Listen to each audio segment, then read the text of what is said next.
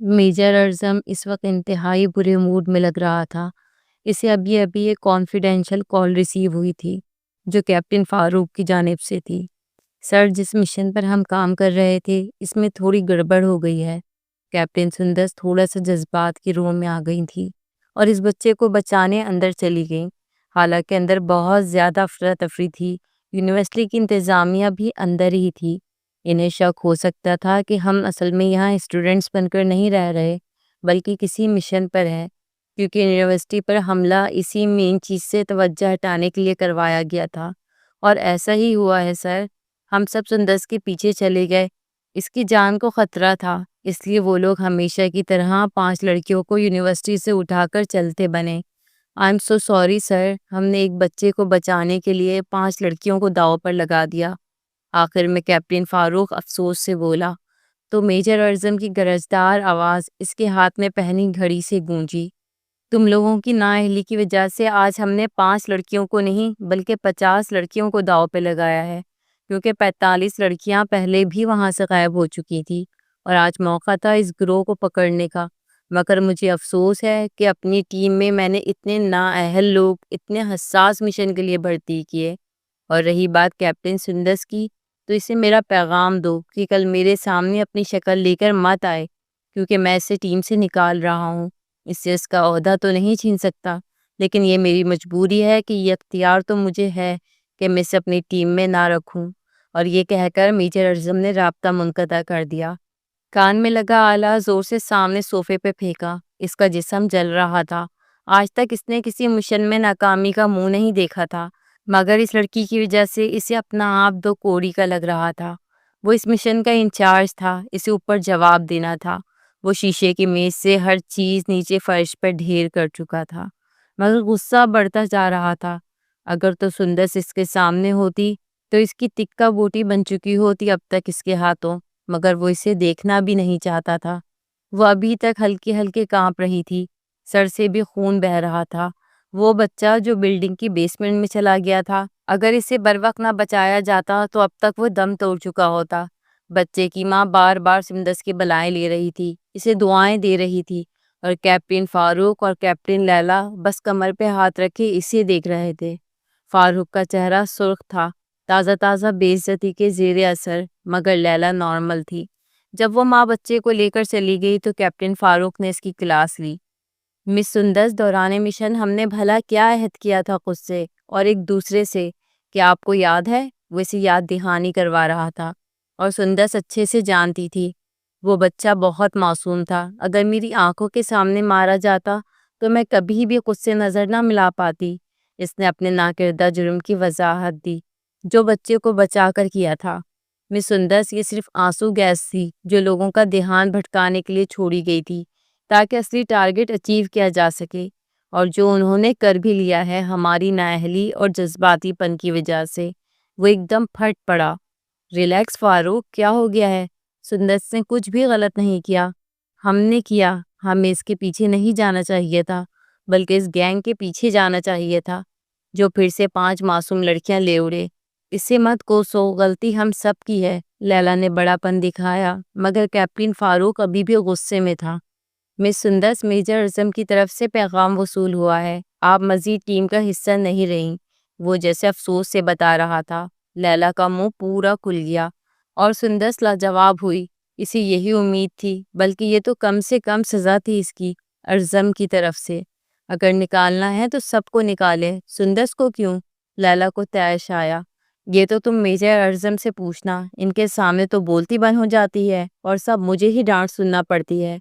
वो अभी तक नहीं भूला था। नहीं लैला, मेरी गलती है। इस ओहदे में जज्बात को एक साइड पर रखना पड़ता है, और तुम जानती हो मैं शुरू से ही अपने इमोशंस को कंट्रोल नहीं रख पाती, इसलिए शायद वो मुझे नापसंद करते हैं। इसने अफसोस से सर हिलाया था।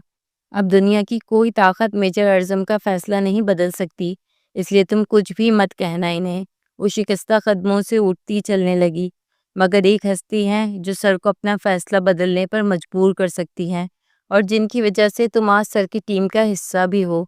क्या भूल गई? लैला ने एक आंख दबाई तो वो जख्मी सा मुस्कुरा दी।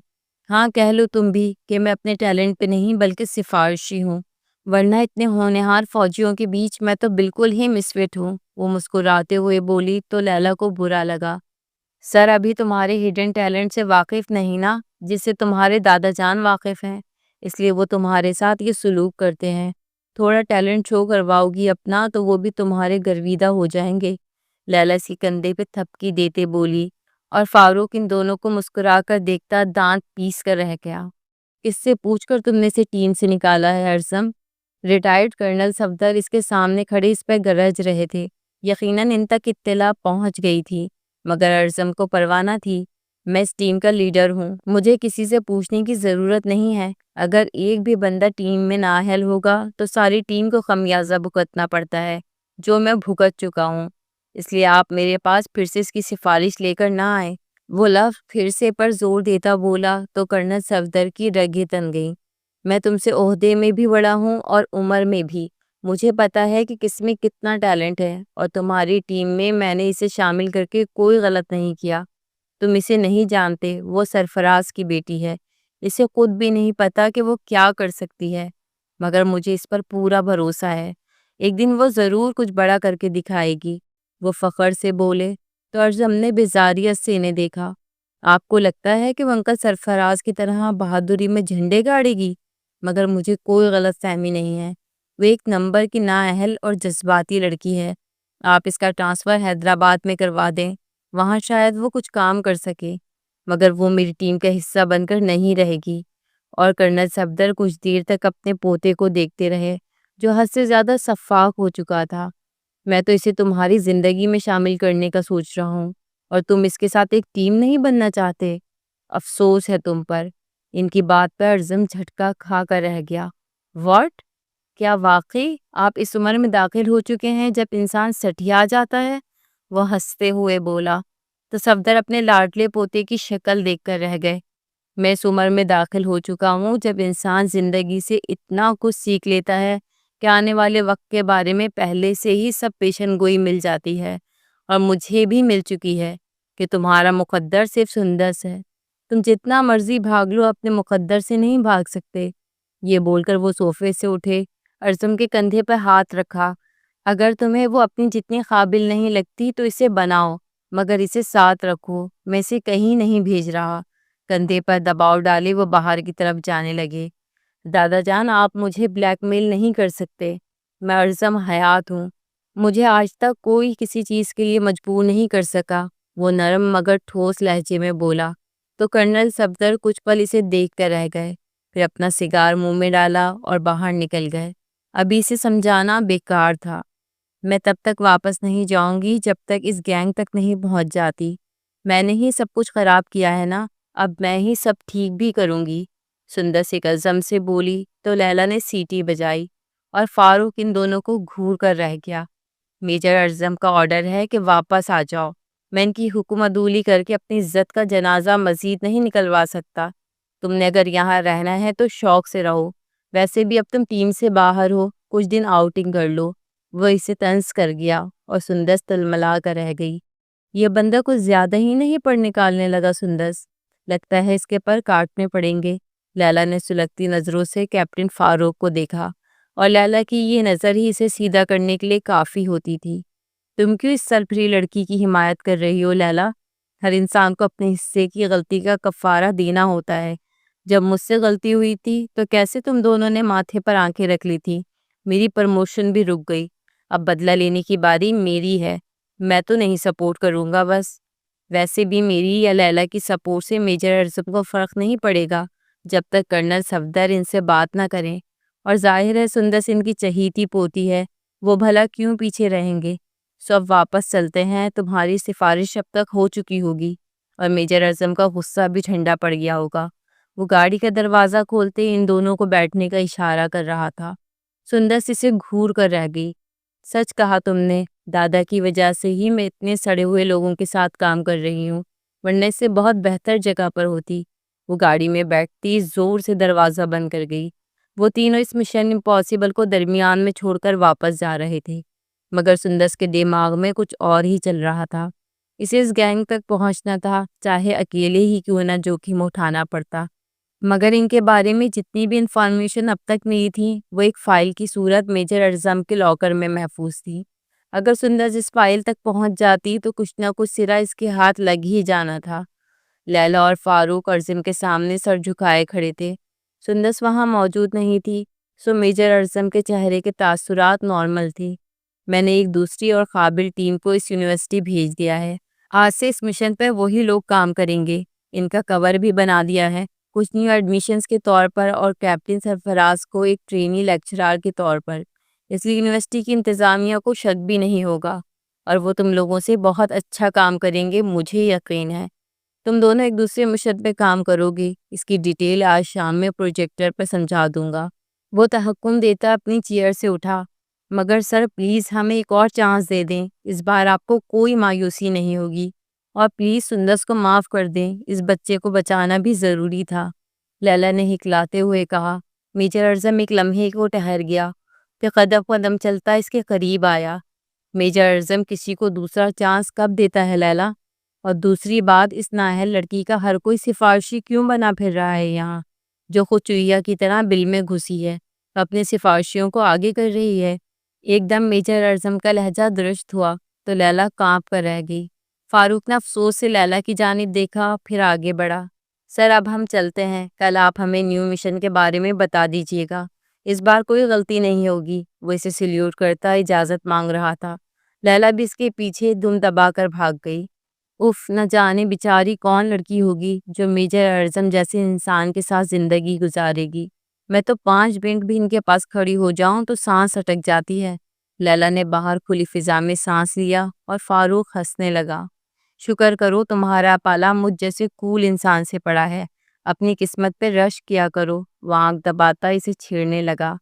خیر اتنے بھی اچھے نہیں ہو تم، یہ تو بس میں نے ترس کھا لیا اور تمہارا پرپوزل ایکسپٹ کر لیا، شکر کرو، وہ دائے بے نیازی سے بولی، اور پھر وہ دونوں ہی کھلکھلا کر ہنسنے لگے۔ وہ بلی کسی چال چلتی ہوئی اس کمرے میں داخل ہوئی تھی، جو کمرہ کم اور موت کا کنواں زیادہ تھا۔ اس اپارٹمنٹ کی ڈپلیکیٹ چابی دادا جان کے پاس تھی، سو ان کے کمرے سے اٹھانے میں کامیاب ہو گئی تھی۔ اپارٹمنٹ چھوٹا سا تھا مگر انتہائی نفاست اور ترتیب سے سجا تھا۔ اس نے کسی بھی چیز کو ہاتھ لگانے سے گریز کیا۔ اپارٹمنٹ مکمل تاریکی میں ڈوبا تھا، اس نے لائٹس نہیں جلائی تھی۔ وہ کوئی بھی نشان چھوڑے بغیر یہاں سے جانا چاہتی تھی۔ میجر اعظم کا کمرہ 2nd فلور پر تھا۔ وہ دل کی دھڑکنوں پر قابو پاتی کمرے کے دروازہ آہستگی سے کھولتی اندر آئی، اپنی سرچ لائٹ سے ادھر ادھر کچھ تلاش کرنے لگی۔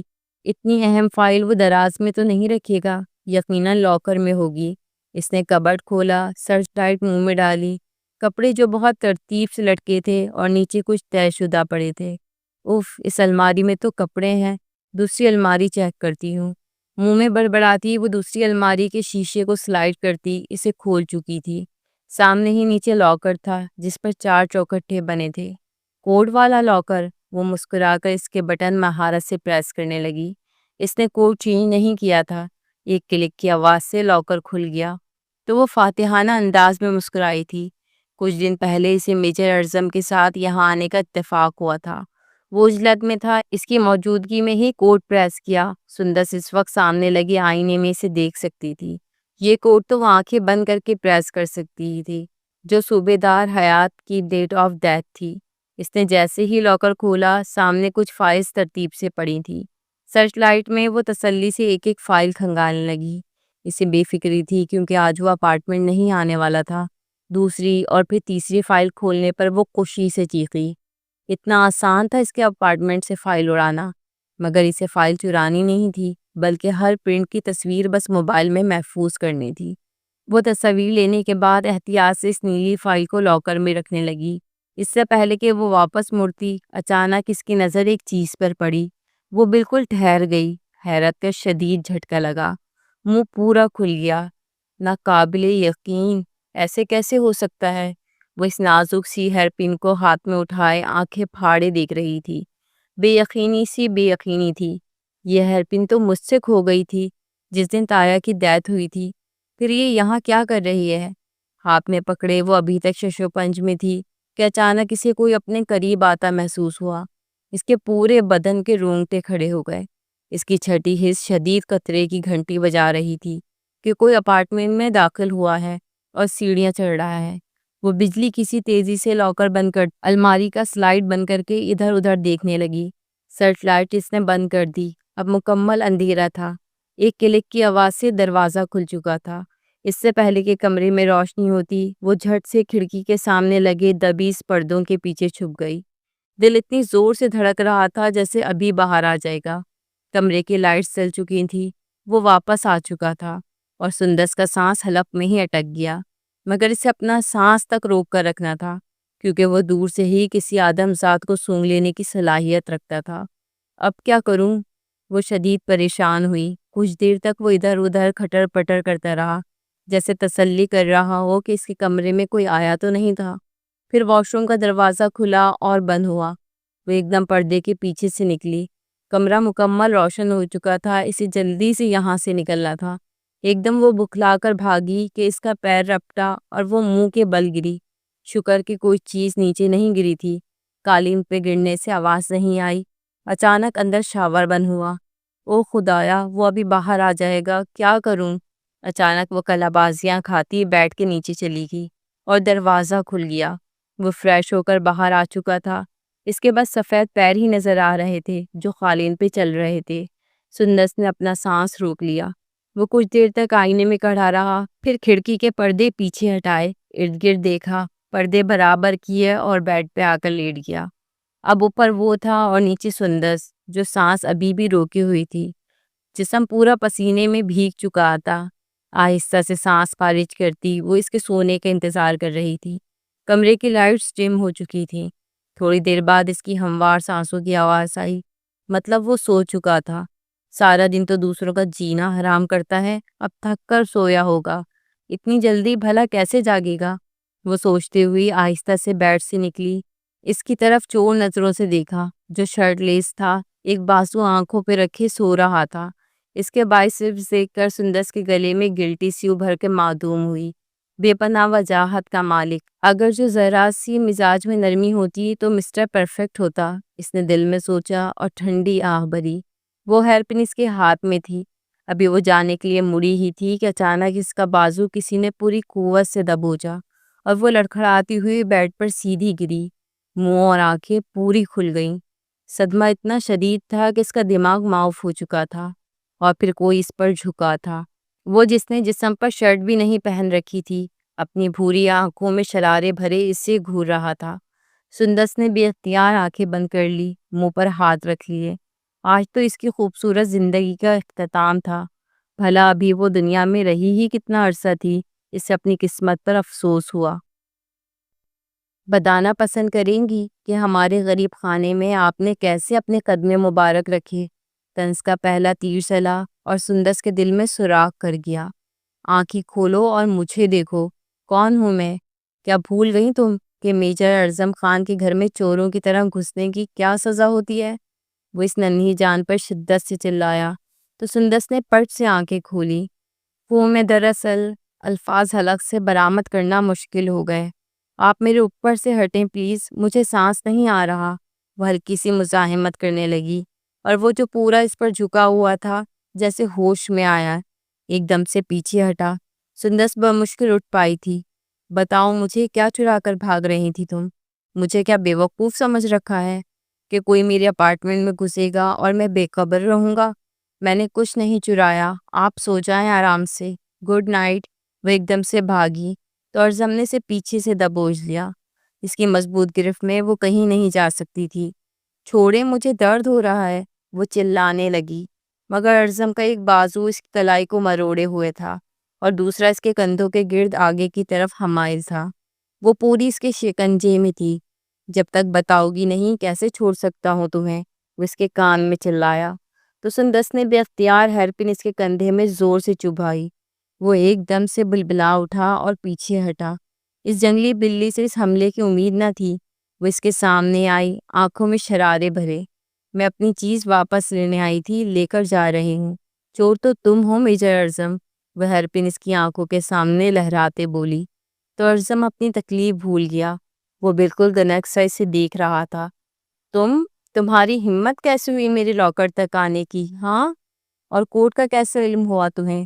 وہ حیران بھی تھا اور غصے میں بھی۔ اپنی چیز واپس لینے کے لیے ہمت دکھانی پڑتی ہے، وہ عزم سے بولی۔ تو میجر اعظم اسے گھور کر رہ گیا۔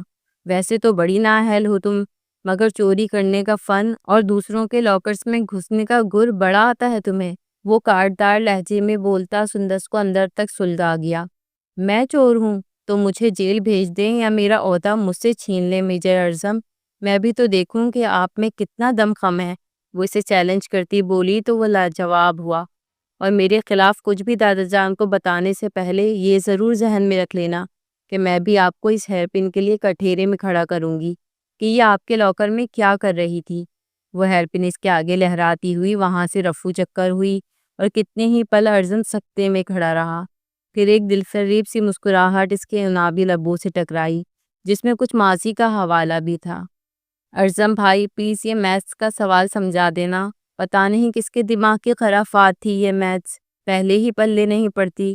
سندس جو 17 سال کی تھی 22 سالہ اعظم کے آگے پیچھے کتاب لیے گھوم رہی تھی۔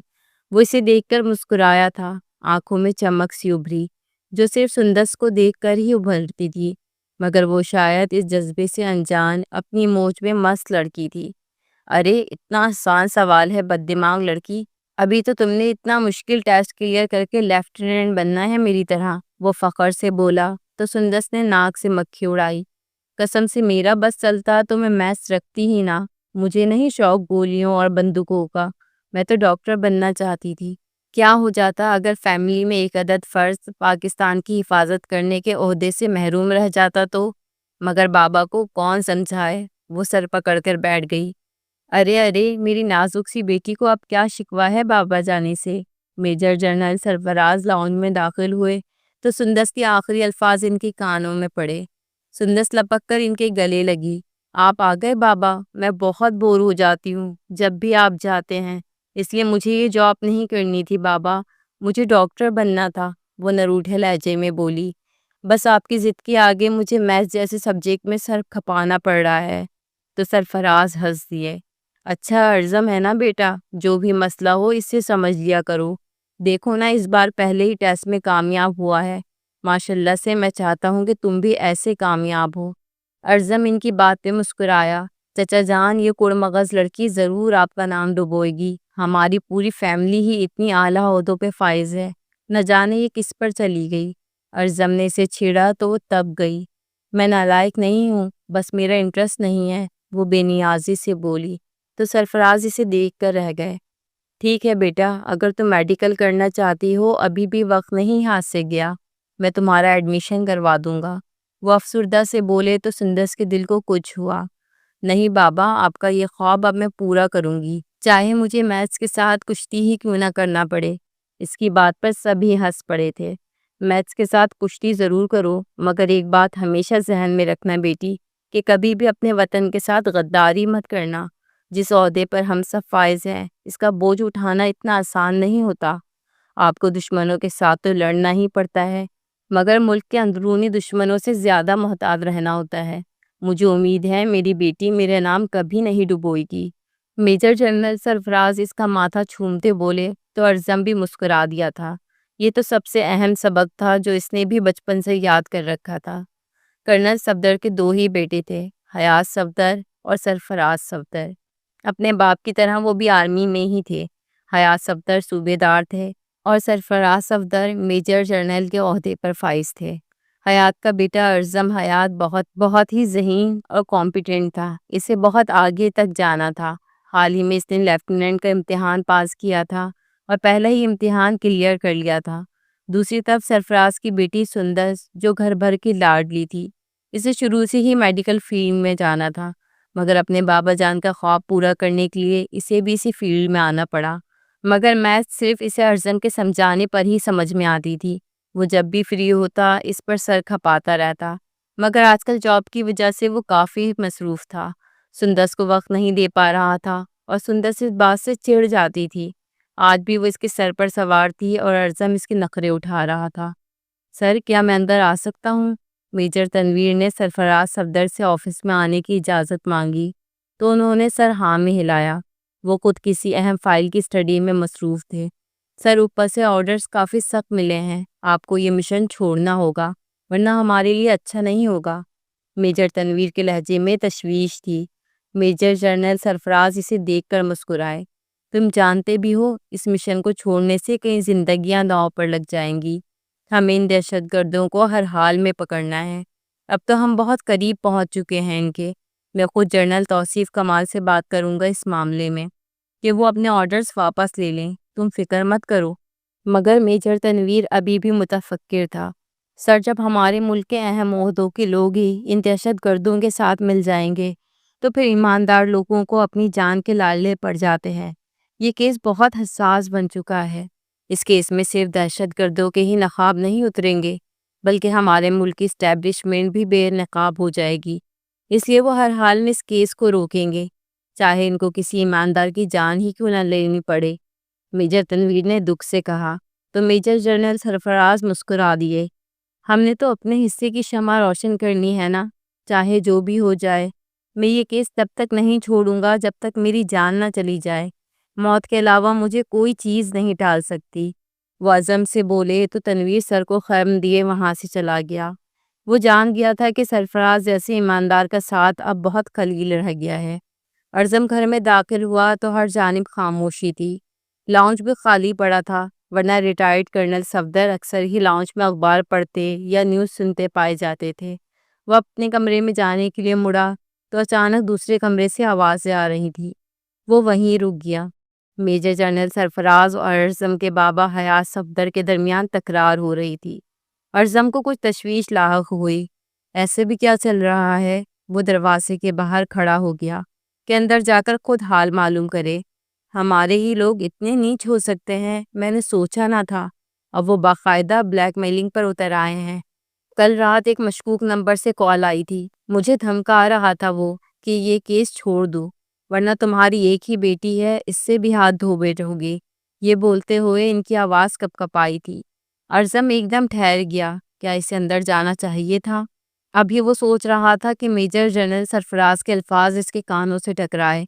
حیات، تم میرے بڑے بھائی ہو، میرے لیے بہت معتبر ہو۔ میں چاہتا ہوں کہ تم سندس کی حفاظت کرو، اسے کہیں لے جاؤ۔ یہاں اس کی جان کو خطرہ ہے، میں کسی بھی قیمت پر اپنی بیٹی کو نہیں کھو سکتا۔ اب وہ رو رہے تھے۔ اعظم ایک لمحے کو پیچھے ہٹا۔ اسے اندر نہیں جانا چاہیے تھا، نہ جانے کیا بات ہو رہی تھی۔ وہ اپنے کمرے میں آ گیا مگر بے چینی حد سے سوا تھی۔ میں بابا سے پوچھوں گا کیا بات ہے، وہ دل میں سوچ کر رہ گیا۔ مگر اسی رات اسے پیچھے سے کال آئی کہ ابھی ڈیوٹی پر پہنچو، اس لیے وہ افراتفری میں نکلا تھا، سب کچھ فراموش کیے، مگر آنے والا دن اس کی زندگی بدل کر رکھنے والا تھا۔ یہ تم کیا کہہ رہے ہو سرفراز؟ اتنا کیوں خوفزدہ ہو؟ یہ وردی تم سے نڈر ہونے کی ڈیمانڈ کرتی ہے۔ جب ہم یہ وردی پہن کر حلف لیتے ہیں تو دل سے سارے ڈر اور خوف نکال دیتے ہیں۔ تم بھی مضبوط رہو۔ ریٹائرڈ کرنل صفدر کو جب سرفراز کو ملنے والی دھمکیوں کی بھنک پڑی تو وہ انہیں سمجھانے لگے۔ بابا جان، مجھے اپنی پرواہ نہیں، میں اس ملک کے لیے اپنی جان اور اپنے خون کا آخری خطرہ بھی بہا دوں گا۔ بس مجھے سندس کی فکر ہے، وہ بچی ہے، اس کا کیا قصور؟ میں چاہتا ہوں کہ وہ کچھ عرصے کے لیے کہیں چلی جائے، جب تک حالات کنٹرول میں آ جائیں گے تو میں اسے بلوا لوں گا۔ آپ کو اندازہ نہیں ہے کہ ہمارے اپنے ہی ہمارے کس قدر خلاف ہو چکے ہیں۔ وہ مجھے روکنے کے لیے کسی بھی حد تک جا سکتے ہیں مگر میں نہیں رکوں گا۔ بس سندس کو محفوظ کرنا چاہتا ہوں۔ وہ التجا کرنے لگے تو کرنل صفدر سوچ میں پڑ گئے۔ اس میں اتنی پریشانی کی کیا بات ہے سرفراز؟ میں تمہاری بیٹی کا ذمہ لیتا ہوں، اپنی جان سے بڑھ کر اس کی حفاظت کروں گا۔ وہ صرف تمہاری بیٹی نہیں، میری ہونے والی بہو بھی ہے۔ حیات صفدر جو پاس ہی بیٹھے تھے اپنے بھائی کو تسلی دینے لگے۔ میں آج ہی اسے ایک محفوظ جگہ پر چھوڑ آتا ہوں، تم اس کی طرف سے بالکل بے فکر رہو۔ اور میجر جنرل سرفراز واقعی بے فکر ہو گئے۔ سندس اس اچانک افتاد پر حیران تھی کہ بابا، میرا کالج، اس کا کیا ہوگا؟ میری اسٹڈیز کا نقصان ہوگا؟ ابھی تو میں نے دل لگا کر پڑھنا شروع کیا تھا۔ وہ ناراضگی سے بولی۔ ارے بیٹا، کچھ دن کے لیے ہم کالج سے بریک لے لیں گے، بس کوئی سوال نہ کرو اور جلدی سے اپنا ضروری سامان نکالو اور انکل کے ساتھ جاؤ۔ شاباش، وہ اسے سینے سے لگاتے بولے تو سندس ہاں میں سر ہلاتے کمرے میں چلی گئی۔ پہلے سوچا ارزن کو کال کر کے بتا دے، مگر پھر اس کے لیے وقت نہ ملا۔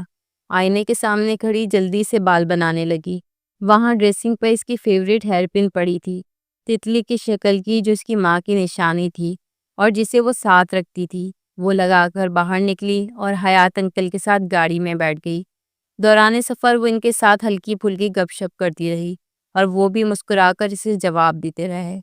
حیات انکل، ہم جا کہاں رہے ہیں؟ وہ بھی اتنی رات کو؟ صبح کے وقت بھی تو جا سکتے تھے نا؟ اس نے معصومیت سے پوچھا تو وہ مسکرا دیے۔ بس تمہیں بہت اچھی جگہ لے جا رہا ہوں، جہاں تمہاری ضرورت کا ہر سامان ہوگا۔ تمہیں گھر سے نکلنے کی ضرورت نہیں ہوگی، نہ ہی تم نکلو گی۔ مجھ سے وعدہ کرو، چاہے کچھ بھی ہو جائے تم گھر سے نہیں نکلو گی۔ وہ اسے بار بار یاد دہانی کروا رہے تھے۔ اس نے ہاں میں سر ہلایا، مگر سوال کرنے کی اجازت نہ تھی۔ گاڑی ایک بہت ہی خوبصورت سی کاٹیج کے سامنے رکی۔ حیات صفدر نے ارد گرد محتاط سا دیکھا، پھر گاڑی سے اترے اور سندس کو بھی اترنے کا کہا۔ وہ بھی ان کے پیچھے چل دی۔ کاٹیج کے باہر سیکورٹی گارڈ کھڑا تھا۔ اسے چند ہدایات دیتے وہ اسی لیے اندر چلے گئے۔ وہ چھوٹی سی کاٹیج ہر طرح کے جدید سامان سے لبریز تھی، بہت خوبصورت۔ سندس منہ کھولے دیکھ رہی تھی۔ یار انکل، بڑے چھپے رستم ہیں آپ، اتنی اچھی چیز چھپا کر رکھی تھی اب تک۔ وہ ناراض ہوئی۔ یہ میں تمہیں تمہاری شادی پہ گفٹ کرنا چاہتا تھا، مگر آج سے یہ تمہاری ہوئی۔ سندس خوشی سے جھوم گئی۔ وہاں ایک میڈ بھی تھی، 40 سال کی عمر کی۔ حیات صاحب نے اسے سندس کا خاص خیال رکھنے کو کہا، پھر اس کے ماتھے پر پیار کیا اور چلے گئے۔ مگر سندس نہیں جانتی تھی کہ یہ ان کی آخری ملاقات ہے۔ وہ اس وقت ایبٹ آباد میں آن ڈیوٹی تھا جب اچانک اس کا فون بجا۔ یہ ایک فون کال اس کی زندگی بدل کر رکھنے والی تھی۔ اس نے فون کان سے لگایا اور وہیں جامد ہو گیا، کیونکہ جو خبر اسے سنائی دی گئی تھی وہ اس کے جسم سے جان نکالنے جیسی تھی۔ پھر سب کچھ سلو موشن میں ہونے لگا۔ اس کے قدم کہیں پر پڑ رہے تھے اور دماغ کہیں پر تھا۔ اسے اطلاع ملی تھی کہ اس کے بابا جان کی گاڑی کو کسی نے اڑا دیا ہے بیچ سڑک پر۔ یہ خبر اس پر قیامت بن کر آئی تھی۔ اسے یقین نہیں تھا، شاید وہ کسی اور کی گاڑی ہوگی۔ میرے بابا مجھے چھوڑ کر کیسے جا سکتے ہیں؟ مگر جب اس نے وہ گاڑی اپنی آنکھوں کے سامنے دیکھی تو حقیقت قہر بن کر اس پہ نازل ہوئی۔ گاڑی کو آگ لگ گئی تھی جو ریسکیو والے بجھا رہے تھے۔ اطلاع ملی تھی کہ گاڑی کے اندر ریٹائرڈ کرنل صفدر کے بڑے بیٹے صوبیدار حیات صفدر موجود تھے۔ گاڑی میں آگ کیسے لگی اس کے بارے میں ابھی کچھ نہیں معلوم تھا، مگر حیات صفدر موقع پر ہی جاں بحق ہو گئے تھے۔ یہ خبر ہر نیوز چینل پر چلائی جا رہی تھی۔ سندس کو جب علم ہوا تو وہ پاگلوں کی طرح باہر کی طرف بھاگی، مگر سیکورٹی گارڈز نے اسے منع کر دیا کیونکہ اس کی بھی جان کو خطرہ تھا۔ تب پہلی بار اسے احساس ہوا کہ وہ سندس کو یہاں کیوں لائے تھے۔ وہ آپے سے باہر ہو چکی تھی۔ مجھے میرے تایا جان کے پاس جانا ہے، وہ ابھی تو مجھ سے مل کر گئے ہیں۔ میں نہیں مانتی کہ وہ جا چکے ہیں۔ پلیز مجھے ان کے پاس لے چلو۔ اس کو سنبھالنا مشکل ہو چکا تھا۔ دیکھیں بی بی، انہوں نے آپ کی جان بچانے کے لیے اپنی جان کی قربانی دی ہے۔ آپ چلی گئیں تو یہ قربانی رائے گاں ہو جائے گی۔ سمجھنے کی کوشش کریں۔ مگر وہ سمجھنا نہیں چاہتی تھی۔ اس نے گاڑی کی چابی لی اور وہاں پہنچ گئی۔ اس جگہ کو کور کر لیا گیا تھا، کافی بڑا ہجوم اکٹھا تھا۔ حیات صفدر کی لاش کو ایمبولینس میں لے جایا جا رہا تھا۔ سندس بھاگتی ہوئی وہاں آئی تھی۔ اس کے بال بکھر چکے تھے، پاؤں میں جوتا نہیں تھا۔ انکل پلیز مجھے چھوڑ کر مت جائیں۔ وہ ہجوم میں سے جگہ بناتی ان کی لاش سے لپٹ گئی، ان کے سینے پہ سر رکھے چلانے لگی۔ اچانک اسے کسی نے کندھوں سے پکڑا اور پیچھے دھکیلا تھا۔ وہ ارزم تھا جس کی آنکھوں میں وحشت تھی، درد تھا، جیسے سب کچھ تباہ کر دے گا۔ سندس اس سے لپٹ جانا چاہتی تھی، اس سے معافی مانگنا چاہتی تھی، مگر اسے پیچھے سے کوئی کھینچ کر لے جانے لگا۔ پھر گاڑی میں بٹھایا۔ وہ ان کا سیکورٹی گارڈ تھا جس کے پیچھے آیا تھا۔ وہ اب واپس جا رہی تھی کیونکہ اور کوئی آپشن نہیں تھا۔ ارزم ایمبولینس میں بیٹھا تھا، اسے اپنے باپ کے ساتھ جانا تھا۔ وہ بالکل خاموش اور گمسم تھا۔ اچانک اس کی نظر باپ کی لاش کے اوپر بچھی سفید چادر پر پڑی، اس ہیئر پن پہ پڑی جو شاید ساتھ ہی اٹک گئی تھی۔ وہ جانتا تھا یہ ہیئر پن کس کی ہے۔ اس نے آہستہ سے ہاتھ بڑھایا اور ہیئر پن اٹھا کر جیب میں رکھ لی، ایک تحفظات کے طور پر جو اس کے ساتھ زندگی بھر رہنے والی تھی۔ سندس کا غم کم نہیں ہو رہا تھا۔ وہ اپنے تایا کا آخری بار چہرہ بھی نہیں دیکھ سکی۔ اسی کاٹیج میں بند ہو کر رہ گئی، مگر یہ اس کے غم کا اختتام نہیں بلکہ ابتدا تھی، کیونکہ ٹھیک ایک ہفتے بعد ایک نیوز ٹی وی پر چلی۔ میجر جنرل سرفراز نے اپنے آفس میں اپنی ہی گن سے خود کا خاتمہ کر لیا۔ یہ نیوز بار بار ٹی وی پہ چل رہی تھی اور سندس کو لگا جیسے اس کی ساری دنیا ہی ختم ہو گئی ہو۔ پہلے تایا جان کا صدمہ ہی کیا کم تھا، جو اب بابا کے بچھڑ جانے کا دکھ بھی اسے جھیلنا پڑا، مگر وہ جانتی تھی کہ اس کے بابا خودکشی نہیں کر سکتے، وہ تو بہت بہادر اور نڈر تھے۔ ایسے کیسے ہو سکتا تھا بھلا؟ وہ بالکل ڈھہ گئی تھی، اسے بھی ساتھ ہی مر جانا چاہیے تھا۔ اس کے بابا نے اسے بچا کر اچھا نہیں کیا تھا۔ کرنل صفدر اسے لینے آئے تھے اس کے باپ کا آخری دیدار کروانے کے لیے۔ وہ کسی ٹرانس کسی کیفیت میں ان کے ساتھ جا رہی تھی۔ بے یقینی سی بے یقینی تھی۔ یقین آتا تو وہ روتی، مگر جب اس نے اپنے باپ کو دیکھا تو سارے شک دور ہو گئے۔ وہ بالکل بچوں کی طرح ان کے سینے سے لگی رو رہی تھی۔ کوئی اسے تسلی دے رہا تھا، اسے دلاسے دیے جا رہے تھے، مگر اسے کیا صبر آ سکتا تھا؟ اس دنیا میں اس کا واحد سہارا بھی اسے چھوڑ کر جا چکا تھا۔ اور ارزم، وہ تو بالکل خاموش ہو گیا تھا۔ اس نے سندس کو گلے لگا کر دلاسا تک نہیں دیا تھا۔ نہ جانے کیسے اس کا دل پتھر بن چکا تھا۔ پہلے جو ہر وقت سندس کا خیال رکھتا تھا، اب اس سے انجان ہو چکا تھا، جیسے وہ ہے ہی نہیں، یا جیسے اب اس کے پیچھے سندس کا ہاتھ ہو۔ کرنل صفدر سندس کا ہر پل خیال رکھنے لگے۔ ایک سال یوں ہی بیت گیا۔ اگلے سال تک وہ کافی سنبھل چکی تھی۔ اب اسے بس ایک کام کرنا تھا، اپنے بابا کا خواب پورا کرنا تھا۔ یہی اس کی زندگی کا مقصد بن چکا تھا، اور یوں وہ دن رات پڑھائی میں جٹ گئی۔ لیفٹیننٹ سے کیپٹن بننے کا سفر طے کیا۔ ارزم اس وقت میجر بن چکا تھا، مگر اس کا رویہ ویسے ہی سرد تھا۔ دونوں کے درمیان ایسی دیوار آ چکی تھی جو اونچی ہی ہوتی جا رہی تھی۔ موجودہ دن وہ اپنے کمرے کی بالکنی میں کھڑا سگریٹ پی رہا تھا۔ وہ کبھی کبھار ہی سگریٹ پیتا تھا جب اس کے اندر بہت ساری آگ جمع ہو جاتی۔ وہ بھی اندر سے جل رہا تھا۔ سندس ابھی ابھی سے دھمکی دے کر گئی تھی کہ وہ اس کے ہیئر پن کا حساب ضرور لے گی، مگر وہ ان حسابوں کا کیا کرتا جب تک وہ سندس کے کھاتے میں ڈالتا آیا تھا۔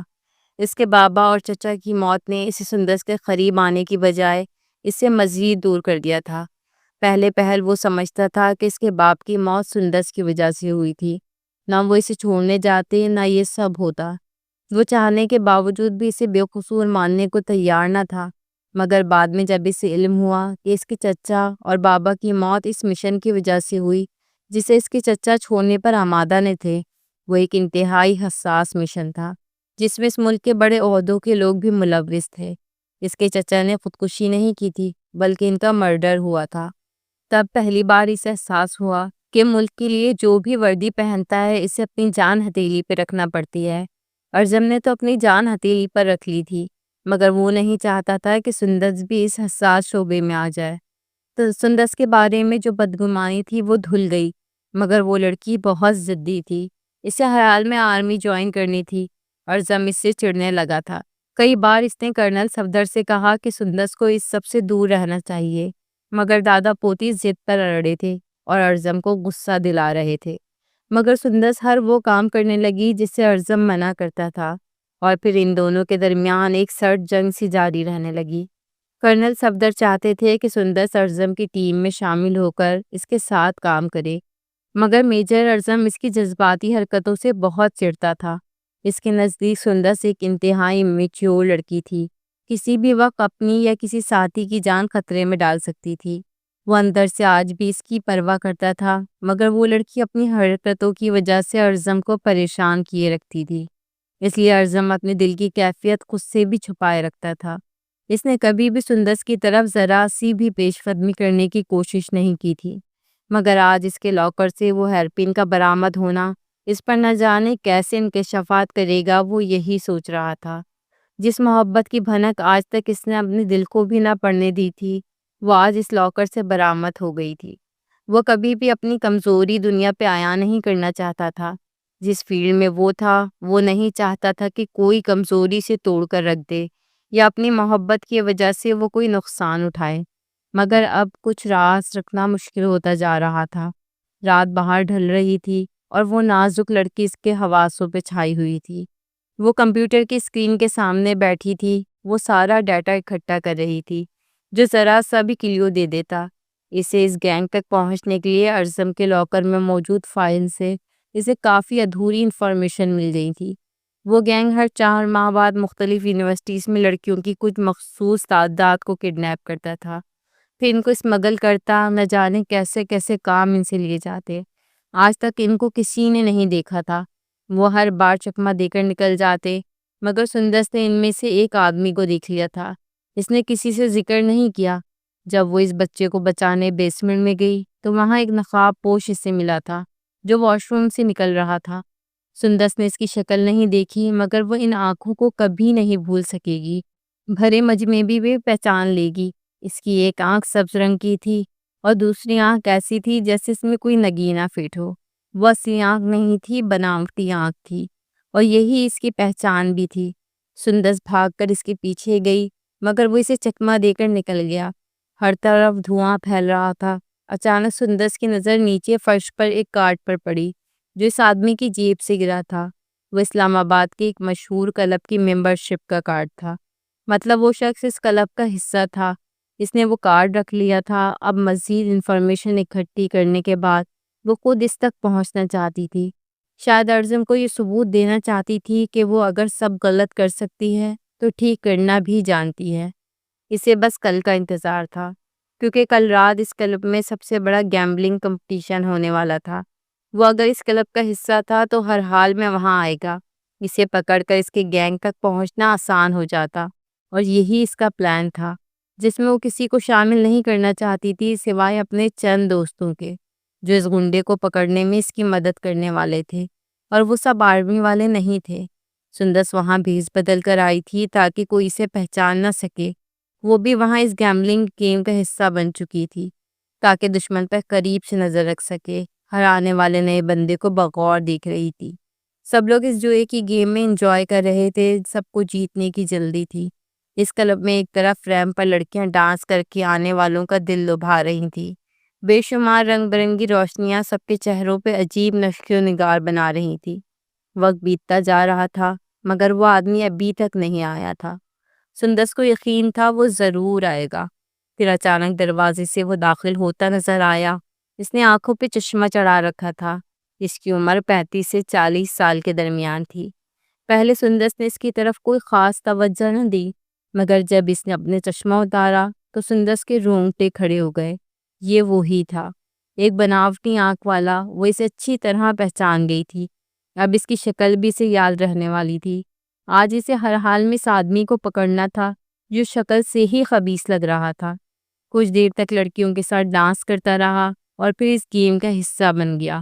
سندس بس اس کے کہیں اکیلے ہونے کا انتظار کر رہی تھی۔ تھوڑی دیر بعد وہ آدمی واش رومز کی طرف نکل گیا اور سندس بھی دبے قدموں اس کے پیچھے جانے لگی۔ دل زور سے دھڑک رہا تھا۔ وہ کوئی غلطی نہیں کرنا چاہتی تھی۔ واش روم سے باہر کھڑی وہ اپنی گھڑی میں موجود بٹن پریس کر کے باہر کوئی پیغام دے رہی تھی کہ گاڑی تیار رکھیں۔ اسے بس اس آدمی کو بے ہوش کرنا تھا اور پھر دوسرے خفیہ راستے سے باہر تک لے جانا تھا بس۔ جب وہ باہر نکلا تو سندس نے انتہائی مہارت سے اس کی گردن میں ایک سوئی چبھوئی۔ وہ ہاتھ پاؤں مارنے لگا اور پھر بے ہوش ہو گیا۔ بس اتنا سا کام تھا۔ وہ اسے گھسیٹ کر دوسرے گیٹ سے باہر لائی جہاں گاڑی میں 2 لڑکے پہلے سے موجود تھے۔ سندس نے ان کو اشارہ کیا۔ وہ اسکول اسٹوڈنٹس لگتے تھے جن کی مدد اس نے لی تھی۔ وہ اسے گاڑی میں ڈال چکے تھے۔ سندس ڈرائیونگ سیٹ پر بیٹھی گاڑی احتیاط سے چلانے لگی۔ آج اس نے بڑا کام کیا تھا۔ اب تو ارزم اس سے خوش ہو جائے گا یقیناً۔ دل میں خود کو داد دیتی وہ اپنے خفیہ ٹھکانے کی جانب روانہ ہو گئی۔ پہلے اسے اس آدمی سے خود اگلوانا تھا۔ اگر وہ نہ مانتا تو اسے اپنی ٹیم کے حوالے کر دینا تھا۔ یہی اس کا پلان تھا۔ گاڑی رات کے وقت سنسان سڑک پر چل رہی تھی، مگر اس کا پلان تب فیل ہوا جب اس کی گاڑی کے سامنے ایک بڑا ٹرک آن رکا اور اس کا راستہ بند ہو گیا۔ وہ ہارن بجانے لگی مگر وہ ٹرک نہ ہٹا۔ سندس کو تشویش لاحق ہوئی۔ اس کے ساتھی لڑکوں کے پسینے چھوٹ گئے۔ اس طرح کا کام انہوں نے پہلی بار کیا تھا۔ اچانک ٹرک کا پچھلا بڑا دروازہ کھل گیا جیسے اس گاڑی کو اپنے اندر نکلنے والا ہو۔ سندس کو پہلی بار خطرے کی گھنٹی سنائی دی۔ اس سے پہلے کہ وہ گاڑی کو ریورس کرتی پیچھے سے موٹر بائکس آ گئیں۔ وہ لڑکے اس قدر حواس باختہ ہو گئے کہ جلدی سے گاڑی کا دروازہ کھول کر قریبی جھاڑیوں میں چلے گئے، اور سندس کو لگا کہ وہ اکیلی اس ٹریپ میں پھنس چکی ہے۔ وہ جیسے ہی باہر نکلی، کسی نے اس کے منہ پر رومال رکھا اور وہ ہوش و کر سے بیگانہ ہو گئی۔ اس کی آنکھ ایک نیم تاریک کمرے میں کھلی تھی، جہاں وہ کرسی کے اوپر رسیوں سے بندھی تھی۔ وہ اس گینگ کے ہتھے چڑھ چکی تھی، فرار کا کوئی راستہ نہ تھا۔ اس کے ساتھیوں کو تو علم تک نہ تھا کہ وہ کہاں ہوگی۔ چاروں طرف بس اندھیرا نظر آ رہا تھا۔ اچانک کسی کے قدموں کی چاپ اس کے اعصاب پر ہتھوڑے کی طرح برسی۔ اس نے آنکھیں اٹھا کر دیکھا تو ایک مکروہ چہرہ اپنے ہاتھ میں بیلٹ لیے اس کے سامنے کھڑا تھا۔ ہاں ہاں ہاں، تم وہ پہلی لڑکی ہو جس نے ہمارا پیچھا کرنے کی کامیاب کوشش کی، مگر افسوس کہ تم ابھی بچی ہو اور ہم اس گیم کے پرانے کھلاڑی ہیں۔ اب بتاؤ تمہاری کیا خدمت کریں ہم؟ وہ سندس کو اندر تک اترتی غلیظ نظروں سے دیکھتا غرایا۔ کمینے انسان، ایک بار مجھے آزاد کرو تو بتاؤں گی تمہیں کہ کس میں کتنا دم ہے۔ وہ اسے دیکھ کر غصے سے پھنکاری تو اس کا فیخہ ہوا میں بلند ہوا۔ اس کے پیچھے 3 آدمی اور اندر داخل ہوئے، ہٹے کٹے حبشیوں جیسے، جو اسے بھوکے کتوں کی طرح دیکھ رہے تھے۔ ان میں سے ایک بولا، اسے آزاد کر دو، سب مل کے اس کے ساتھ پہلے آنکھ مچولی کھیلیں گے۔ جب دل بھر جائے گا تو اسے اتنا ماریں گے کہ آج کے بعد یہ تو کیا، کوئی بھی ہمارا تعاقب کرنے کا نہیں سوچے گا۔ وہ مکرو چہرے والے جہنم کے دروغوں سے کم نہیں لگ رہے تھے۔ سندس کو اپنا سانس گھٹتا محسوس ہوا۔ اس نے ٹریننگ ضرور حاصل کی تھی، مگر وہ اکیلی تھی اور سامنے 4 ہٹے کھٹے بھیڑیے، ان کا مقابلہ وہ نہیں کر سکتی تھی۔ اچانک اس آدمی نے بیلٹ زور سے چابک کی طرح اس کے ہاتھوں پر مارنا شروع کر دیا۔ سندس کی چیخیں آسمان کو ہلا گئیں۔ اس نے پہلی بار اپنے سامنے اذیت ناک موت کو اپنا منتظر پایا تھا۔ وہ ابھی ابھی اپنے اپارٹمنٹ آیا تھا، غصے سے بھرا ہوا۔ 3 گھنٹے پہلے اسے اپنے سورسز سے خفیہ پیغام ملا تھا، جس میں اسلام آباد کے مشہور کلب کی لوکیشن تھی۔ یقیناً وہاں کوئی آنے والا تھا، اس لیے اسے اطلاع ملی۔ وہ جلدی سے وہاں پہنچا تھا، مگر وہاں پہنچنے سے پہلے ہی وہ اسے چکما دے گئے تھے، اس لیے اسے واپس آنا پڑا۔ اسے ہر حال میں ان تک پہنچنا تھا، جو اگلے کچھ دنوں میں کہیں اور حملہ کرنے والے تھے۔ وہ انتہائی شاطر تھے، مگر ارزم نے اس بار ٹھان لی تھی کہ انہیں پکڑ کر ہی رہے گا۔ اچانک اس کا موبائل بجا۔ اس نے دیکھا تو کوئی اننون نمبر تھا۔ احتیاط سے فون کان سے لگایا۔ وہ کسی لڑکی کی کانپتی آواز تھی۔ سر، ہمیں معاف کر دیں، ہم سے بہت بڑی غلطی ہو گئی۔ ہم سندس میم کو وہاں اکیلے چھوڑ کر بھاگ گئے۔ ہم بہت ڈر گئے تھے۔ وہ لڑکا نہ جانے کیا بولے جا رہا تھا۔ سیدھی طرح بولو، کیا کہنا چاہتے ہو؟ کون ہو تم؟ اس نے رعبدار آواز میں پوچھا، اور جو بات اس کے کانوں نے سنی، اس کے جسم میں آگ سی جلنے لگی۔ واٹ دی ہیل، یہ کیا بکواس کر رہے ہو؟ وہ اکیلی وہاں کیا کر رہی تھی؟ اور تم اسے کیوں چھوڑ کر آئے؟ مجھے ساری تفصیل بتاؤ۔ وہ اتنی شدت سے چلایا کہ کمرے کے در و دیوار کانپ گئے۔ تھوڑی دیر بعد اسے وہ لوکیشن مل چکی تھی جہاں وہ ٹرک رکا تھا۔ ارزم نے ٹریفک پولیس کے ہیڈ کو کال کی، اسے وہ ٹائمنگ بتائی جس وقت وہ ٹرک اس سڑک پر تھا۔ شاید اس طرح اس کا کوئی سراغ مل سکے۔ وہ ٹرک ایک ورک شاپ پر جا کر رکا تھا، جو یہاں سے کچھ ہی دور تھی۔ میجر ارزم اپنی ساری ٹیم اور مخبروں کو اطلاع دے چکا تھا، اور وہ خود سب سے پہلے وہاں پہنچا۔ وہ ٹرک ابھی بھی اسی ورک شاپ میں کھڑا تھا، مگر خالی تھا۔ یقیناً وہ لوگ سندس کو کسی گاڑی میں بٹھا کر گئے تھے۔ ارزم کا بس نہیں چل رہا تھا کہ زمین آسمان ایک کر دے۔ وہ لوگ سندس کے ساتھ کیا کر سکتے تھے، یہ سوچ کر ہی اس کے جسم کا خون نچل رہا تھا۔ سندس کے فون کو ٹریس کیا گیا، جو اسی ورک شاپ میں آخری سگنل دے رہا تھا۔ انہوں نے اس کا فون اور سارے ٹرانسمیٹرز نکال کر وہیں پھینک دیے تھے۔ وہاں کوئی CCTV کیمرہ بھی نہیں جس سے پتہ چلایا جا سکے۔ بے بسی کی انتہا تھی۔ وہ اتنی اتھارٹی رکھنے کے باوجود بھی اسے ڈھونڈ نہیں پا رہا تھا، جسے کھوئے ہوئے تقریباً 3 گھنٹے بیت چکے تھے۔ نہ جانے ان 3 گھنٹوں میں انہوں نے سندس کو کتنا ٹارچر دیا ہوگا۔ اس کا دماغ بالکل معاف ہو رہا تھا۔ وہ اپنی ٹیم پر چیخ رہا تھا، مگر سب بے بس تھے۔ مگر میجر ارزم کو معلوم تھا جو بھی کرنا ہے اسے ہی کرنا ہوگا، ورنہ وہ سندس کو ہمیشہ کے لیے کھو دے گا۔ اچانک اس کی گھڑی میں ارتعاش سا پیدا ہوا، جیسے کسی سگنلز کے آن ہونے کا اشارہ ہو۔ اس نے گھڑی دیکھی تو وہ یہاں سے 2 گھنٹے کی مسافت پر ایک بہت بڑی فیکٹری کے آس پاس ایک لوکیشن بتا رہا تھا۔ جہاں سے وہ سگنل موصول ہو رہا تھا۔ اس کی ساری حسیات بیدار ہو چکی تھی۔ کیا یہ سگنل سندس کی طرف سے تھا یا کوئی ٹریپ تھا اس کا دھیان بھٹانے کے لیے؟ مگر وہ سوچنا نہیں چاہتا تھا۔ اسے ابھی وہاں جانا تھا کیونکہ اس کا دل اسے کہہ رہا تھا کہ سندس وہیں ہے۔ وہ اپنی ٹیم کی ہمراہ 15 منٹ میں وہاں پہنچا۔ وہاں فیکٹری کے ساتھ والی جگہ ورک شاپ کی طرح تھی، جہاں ایک آدمی اسکوٹر کا ٹائر ٹھیک کر رہا تھا۔ اس کے ساتھ کچھ چھوٹے لڑکے جو اس کے کارندے تھے، وہ بھی مختلف کاموں میں لگے تھے۔ جہاں کوئی ایسی ہڈن جگہ نہیں تھی، مگر اعظم کی گھڑی یہیں کے سگنلز دے رہی تھی۔ آخر کیا ماجرا تھا؟ اس نے سب کو ہدایات دی کہ فی الحال چھپے رہیں، کوئی بھی باہر نہیں آئے گا۔ پہلے وہ خود جا کر اندر معلوم کرے گا کہ کیا ماجرا ہے۔ وہ اپنی گاڑی کے قریب آیا اور اس کے ٹائر پنکچر کر دیے۔ پھر ورک شاپ کے کچھ لڑکوں کو اشارہ کیا۔ وہ بھاگ کر وہاں آئے، گاڑی اندر لے جانے میں میری مدد کروا سکے۔ ٹائر پنکچر ہیں، وہ انہیں کہتا خود فرنٹ سیٹ پر آیا اور گاڑی سٹارٹ کی۔ وہ لڑکے اسے دھکیلتے ہوئے ورک شاپ کے شٹر کے قریب لے گئے۔ ورک شاپ کا مالک جو ادھیڑ عمر کا تھا، وہ وہاں آیا اور گاڑی کا معائنہ کرنے لگا۔ اعظم جلدی سے اندر داخل ہوا۔ ورک شاپ کی دیواروں پہ جا بجا سیاہی کا پینٹ چڑھا تھا۔ ساری دیواریں نیچے سے اوپر تک آگ ہی سیاہ تھی، مگر سامنے والی دیوار بالکل سیاہ تھی، یوں جیسے اس پر کچھ سے پینٹ کیا گیا ہو، اور سگنل اسی دیوار کے پار سے مل رہا تھا۔ میجر اعظم اس دیوار کی جانب بڑھنے لگا کہ پیچھے سے ورک شاپ کا مالک آ گیا۔ صاحب، آپ ادھر باہر بیٹھ کر انتظار کریں، اندر تو بہت گرمی اور بدبو ہے۔ مگر اعظم نے اس کی بات نہیں سنی۔ وہ بس اس دیوار کو چھونا چاہتا تھا۔ اس سے پہلے کہ وہ ہاتھ لگاتا، مالک نے پیچھے سے اسے پکڑا۔ اس کے کپڑوں پر ورک شاپ کے مالک کے ہاتھ کی سیاہی لگ گئی تھی۔ اعظم پیچھے پلٹا۔ تمہیں علم ہے یہ کتنا مہنگا سوٹ تھا؟ خراب کر دیا نا، اب اس کی بھرپائی کون کرے گا؟ وہ غصے سے چلایا تو مالک ڈر گیا۔ معاف کر دو صاحب جی، ہم غریب لوگ ہیں۔ اچھا جاؤ، آپ کوئی صاف رومال لے کر آؤ، وہ اسے حکم دیتا بولا تو مالک شرمندہ سا باہر کی جانب بڑھا۔ اعظم نے دیوار پر ایک مکہ مارا اور وہ پنچ وہیں دیوار کے اندر دھس گیا۔ وہ دیوار نہیں، کارڈ بورڈ تھا۔ اعظم کا سارا خون چہرے پہ سمٹ آیا۔ اس سے پہلے کہ وہ مالک اس پہ حملہ کرتا، اچانک اس ورک شاپ کو چاروں طرف سے گھیر لیا گیا۔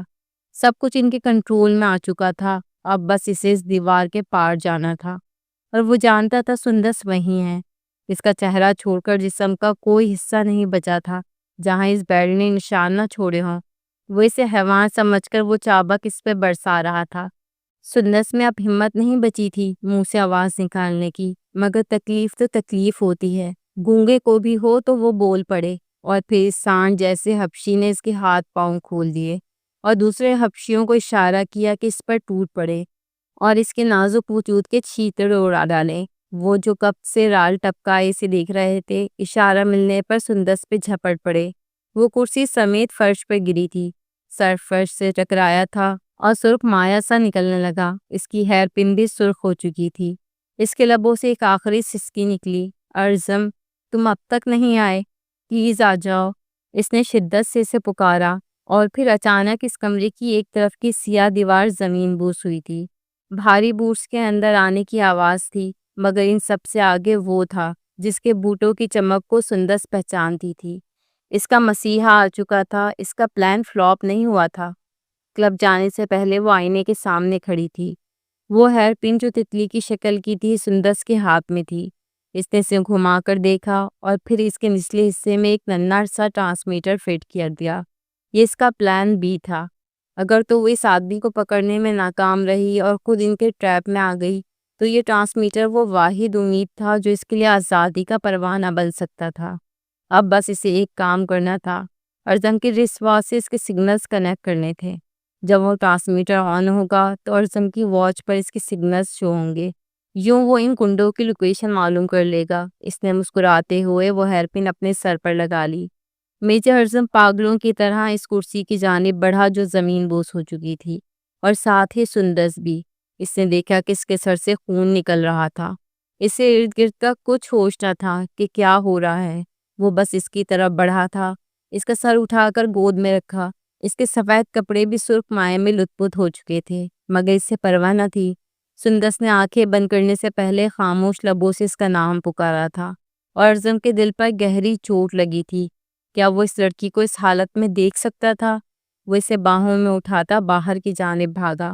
اس کی ٹیم نے ان بدماشوں کو اپنی گرفت میں لے لیا تھا۔ سب کے سب پکڑے گئے تھے۔ سندس کا بہتا خون رائے گا نہیں گیا تھا۔ کیا واقعی آج اس نے ارزم کا دل جیت لیا تھا؟ یہ تو کوئی ارزم کے دل سے پوچھتا کہ وہ کس قدر زخمی تھا۔ ہاسپٹل کے راستے جاتے ہوئے وہ بار بار اس کو آنکھیں کھولے رکھنے کی ہدایات دے رہا تھا، مگر وہ سن کہاں رہی تھی۔ 3 دن بعد وہ پچھلے 3 دنوں سے اس کے سرہانے لگ کر بیٹھا تھا، اسے آنکھیں کھولنے کا کہہ رہا تھا، مگر سندر جیسے سے روٹھ گئی تھی۔ ڈاکٹر سے کہنا تھا کہ اسے اتنی چوٹیں آئی ہیں کہ اس کی سانس تک چلتے رہنا کسی معجزے جیسا ہے، مگر ارزم جانتا تھا کہ وہ نہ صرف سانس لے گی بلکہ اٹھ کر بیٹھ بھی جائے گی۔ وہ اس امید پر زندہ تھا۔ سندس، پتہ ہے، میں اسی دن سے ڈرتا تھا کہ کہیں تمہیں اس نوکری کی بھاری قیمت نہ ادا کرنی پڑے۔ میں تمہیں اس حالت میں دیکھنے سے ڈرتا تھا، تمہیں اپنی کمزوری بنانے سے ڈرتا تھا، مگر تم تو شروع سے ہی میری کمزوری تھی، میری محبت تھی جس سے میں بھاگتا رہا ساری عمر۔ اور دیکھو آج کتنی بڑی سزا دی ہے تم نے مجھے۔ اس قابل بھی نہیں سمجھا کہ تم مجھے اپنے پلان میں شامل کر سکو۔ مجھے اپنی نظروں میں گرا دیا تم نے۔ پلیز آنکھیں کھولو ورنہ میں خود پر زندگی کے تمام دروازے بند کر دوں گا۔ تمہارے بغیر جینے کا تصور بھی مجھے گناہ لگتا ہے۔ وہ اس کے ماتھے پہ اپنا ماتھا رکھے بچوں کی طرح رو رہا تھا۔ اچانک اسے لگا جیسے اس کے جسم نے حرکت کی ہو۔ وہ ایک جھٹکے سے اس سے دور ہوا اور سندس نے آنکھیں کھول دیں۔ اس کی آنکھ سے ایک آنسو تکیے میں جذب ہو گیا جیسے وہ اسے سن رہی تھی۔ ارزم بے یقینی سے اسے دیکھ رہا تھا۔ سندس، تم ٹھیک ہو نا؟ اور سندس نے نفی میں سر ہلایا۔ اس کے لب آہستہ سے ہلے۔ ارزم کو اس کی بات سننے کے لیے اس کے لبوں سے اپنا کان لگانا پڑا۔ درد ہو رہا ہے بہت۔ اور پھر اس نے دوبارہ آنکھیں بند کر دی۔ ارزم کے دل کو کسی نے کچلا تھا۔ وہ بھاگتا ہوا باہر گیا۔ کیسے نااہل ڈاکٹرز ہیں سب کے سب۔ 3 دن سے وہ درد میں مبتلا ہے۔ اس کا درد کیوں نہیں ٹھیک ہو رہا؟ وہ پاگلوں کی طرح چلایا تو 2 ڈاکٹرز بھاگتے ہوئے اس کی جانب آئے۔ سر، جس طرح سے انہیں چابک سے جانوروں کی طرح مارا گیا ہے، ان کا جسم ابھی تک کسی درد کو محسوس کر رہا ہے۔ ہم انہیں پین کلرز دے رہے ہیں۔ آپ پریشان مت ہوں، کچھ دن میں وہ ٹھیک ہو جائیں گی۔ ڈاکٹر سے کندھے پہ ہاتھ رکھتا بولا۔ کیا مطلب کچھ دن؟ میں اسے 1 منٹ بھی اس اذیت میں نہیں دیکھ سکتا۔ جو بھی کرو مگر اس کا درد کم کرو، ورنہ میں اسے کسی اور ہاسپٹل لے جاؤں گا۔ کیپٹن فاروق اور لیلا اس کی جانب بڑھے۔ سر، یہ سب سے بیسٹ ہاسپٹل ہے اور بیسٹ ٹریٹمنٹ ہے، آپ فکر مت کریں، وہ ٹھیک ہو جائے گی جلدی۔ اور وہ بے بسی سے دیوار میں مکہ مار گیا۔ اسے اپنا غصہ کسی اور پر نکالنا تھا۔ وہ سب گنڈے پولیس کی بجائے آرمی کی کسٹڈی میں تھے۔ انہیں 3 دن سے سخت ٹارچر دیا جا رہا تھا۔ ان سب لڑکیوں کے ٹھکانے معلوم کیے گئے، کچھ کو بازیاب کرایا گیا اور بہت ساری لڑکیاں بیرون ملک فروخت ہو چکی تھیں۔ ارزم کے اندر جو وحشت بھری تھی وہ ان سب پر نکالنا چاہتا تھا۔ جب وہ انہیں ہر طرح کی اذیت دے چکا تو تھک کر دوبارہ ہاسپٹل چلا گیا۔ 3 دن مزید گزر گئے اور وہ مسلسل دوائیوں کے زیر اثر تھی۔ ہوش آتا تو درد سے کراہنے لگتی اور میجر ارزم ہاسپٹل سر پر اٹھا لیتا۔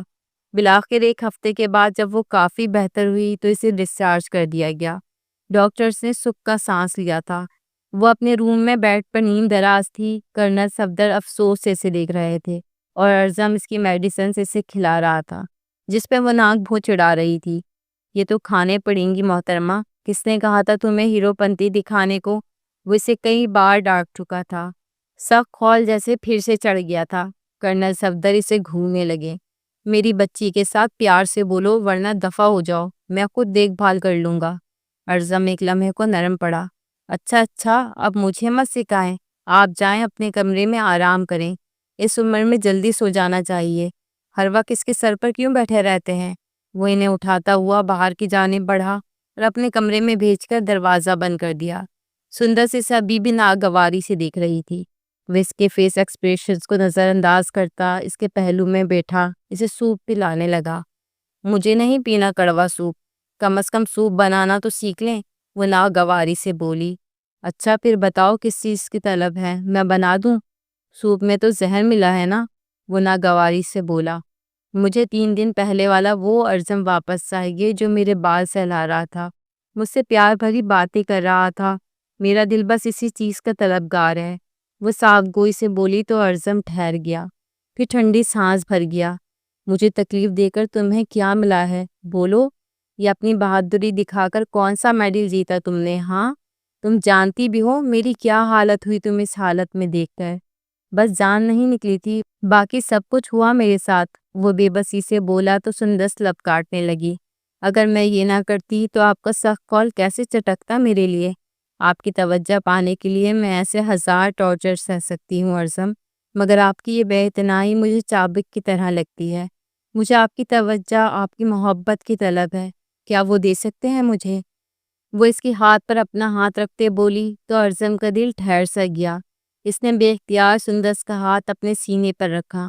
سارے جواب تمہیں یہاں سے مل جائیں گے، مجھ سے کیا سننا چاہتی ہو؟